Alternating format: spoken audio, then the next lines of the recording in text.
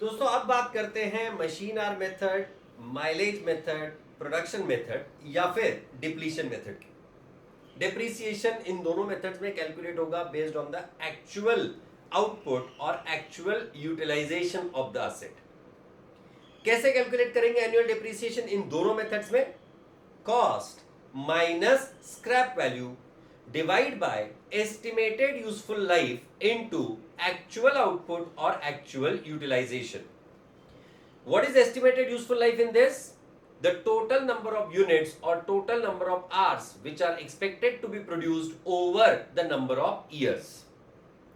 दोस्तों इन दोनों मेथड्स में the annual depreciation will keep on fluctuating from one year to another. इन दोनों methods में आपको प्रोपोर्शनेट डिप्रिसिएशन कैलकुलेट करने की आवश्यकता नहीं है। इन दोनों मेथड्स में इंपॉर्टेंट बात याद रखने वाली क्या है? अगर आपको टोटल यूजफुल लाइफ का, टोटल नंबर ऑफ इयर्स का एक्चुअल आउटपुट और एस्टिमेटेड आउटपुट पता है तो आपको इन दोनों को करना है compare. If the actual output is more than the estimated output then last year's depreciation will be restricted to the actual output for that year minus the excess output.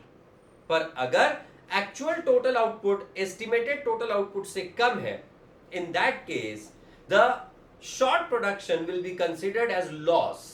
इस केस में लास्ट ईयर में depreciation will be calculated on the actual output and the shortage will be considered as loss due to underutilization.